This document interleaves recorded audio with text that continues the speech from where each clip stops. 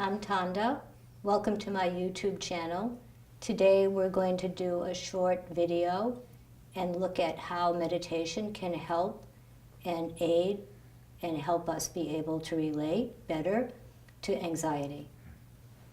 I'm going to introduce my student Derek, and we're going to see if we can't deal with some anxiety today. Because in some sense, most people experience anxiety, if not at one point in their life, at much of their life, many times, many issues, just going out in the car sometimes you can have anxiety, driving to the bank, doing any errands. Anxiety is a kind of low-grade fear that sits between conscious and unconscious. It's not so much something that is unconscious, it's something that consciously you're aware of, that you feel like, oh, I feel stressed about having to do this or that, and then if you give into it, it grows and grows and grows and envelops you like a cloud of white noise. So if I ask you today, if we were going to deal with anxiety, what pops into your mind that you have anxiety around? Work. Work, okay, perfect. Many people can relate to work. So anxiety is a kind of an imbalance on the emotional plane between the heart chakra, the solar plexus, and the third eye.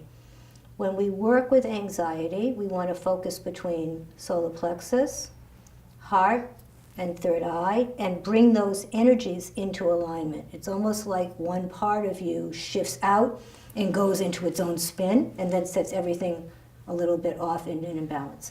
So when we meditate, we're going to start meditating.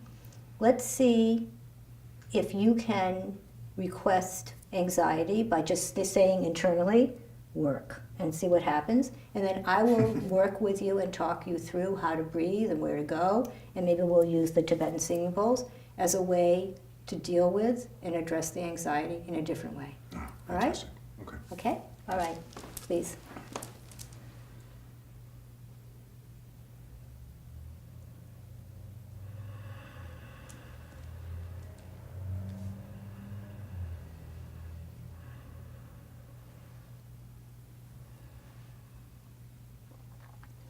So internally, Derek, just say work.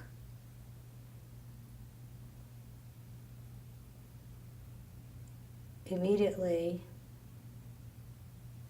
something shifts. The important thing is to stay connected to that immediate, subtle shift where the energy almost doesn't formally disconnect, but just goes a little AWOL.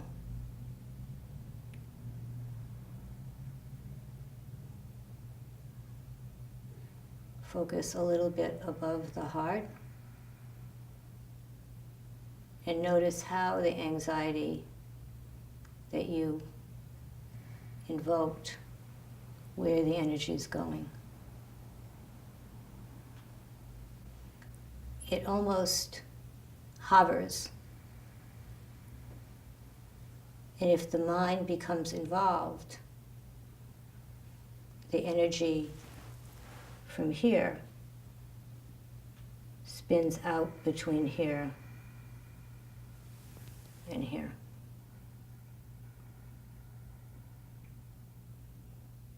Focus on that third eye.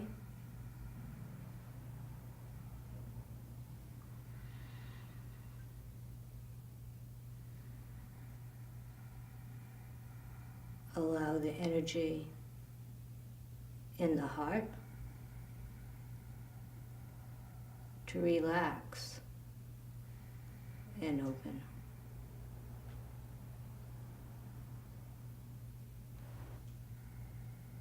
It's true, this part wants to get into the act, so focus on the solar plexus, but approach it very gently. Do not do battle. The minute you fight anxiety, it splits into like 1,000 different heads of jabbering, stress, doubt, low-grade fear. Conscious and unconscious, we're hovering between the two. we get into the lower chakras, the solar plexus, the spleen, the root, it has to do with survival. And if survival is threatened, the ego goes a little bit crazy. Personal power is the solar plexus. Rather than try to have power over anxiety, just accept through the heart that this part of you is a little bit making a lot of noise. Accept the anxiety immediately. It reduces the flow of the energy that wants to go bigger and bigger and surround you in a cloud of confusion and distraction. Stay focused. Breathe into the heart.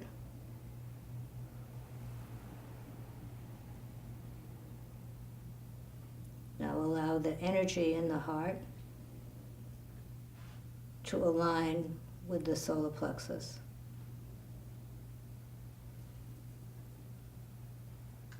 You can picture a line of energy from the solar plexus to the heart, uninterrupted, flowing, pristine, united. Almost like something gets put back into a place of alignment and perspective without really having to force anything. The minute you force the energy, the anxiety takes over again.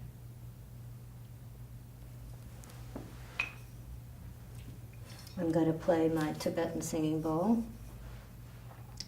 The vibration from the bowl helps the aura, the energy field that, particularly the emotional energy field that wants to shake out of control, off of over mentalizing the thought process about work. So an intervention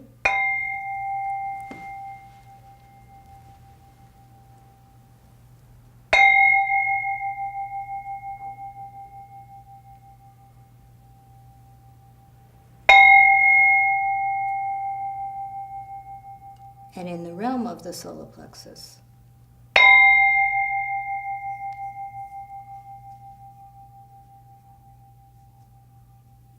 everyone has an aura and energy fields.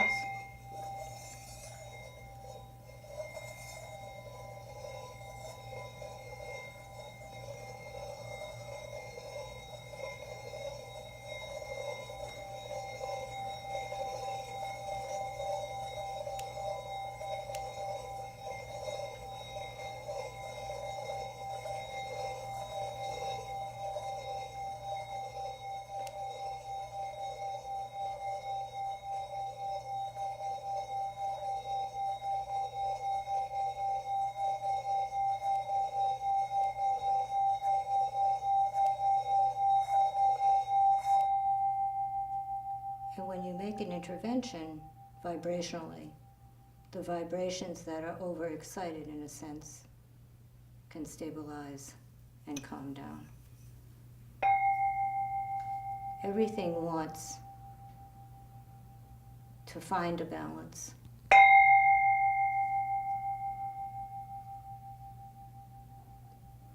The purpose of any meditation is to be able to balance heaven and earth in your nature as one.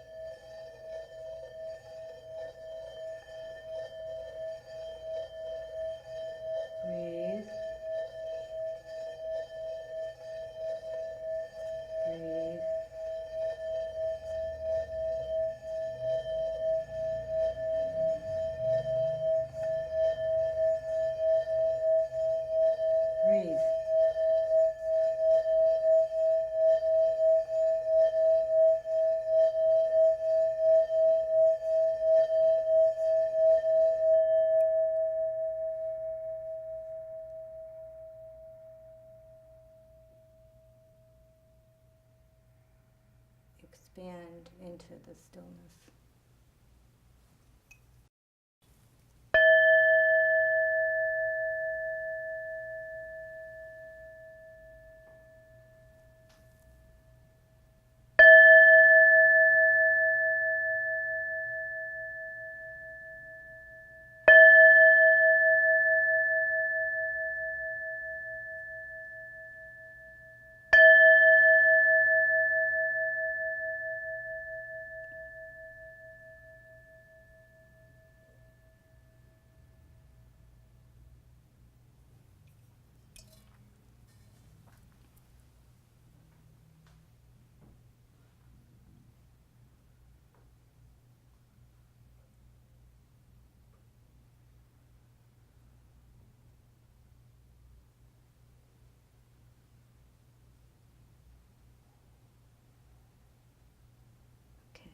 Please bow.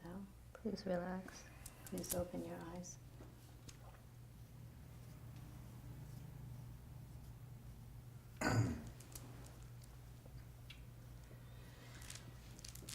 That was nice.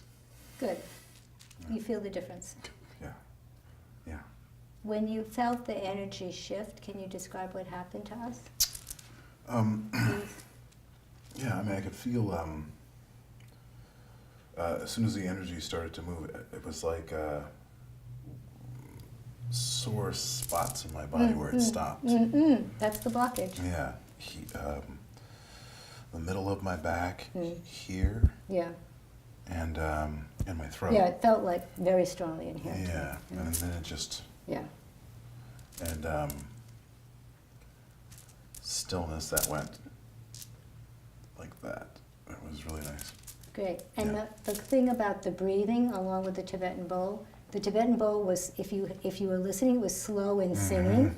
The Tibetan bowl is magic in that it always will reflect the energy of the person. So if there was a part of it was like, and then it opened up when we breathed. That's funny. I thought you were doing that. That was. I guess it was a combination, but I thought you were going really. Sounded like you were going really fast. Yeah, I was. Oh, I was, but I was going with you. Gotcha. I was going with you. Gotcha. It was your energy that was propelling everything. Yeah, it felt amazing. I could feel a definite shift in my sort of consciousness where your voice was here and then it was just sort of here. Very interesting shift to the center. I could hear you inside. It's a change in your perception of your reality. And everything in terms of what we experience in life, in terms of anxiety, stress, panic, all those things are perception that get into the body, are in the mental, emotional field that when we stay with them, they become habituated, they become a little bit like plaster of Paris or some form of iron that hedges us in. And so then we make the mistake of believing that is us, whereas this is us. Yes. Thank you so much. Beautiful. Thank you. Thank you. Thank you. Thank you. Thank you.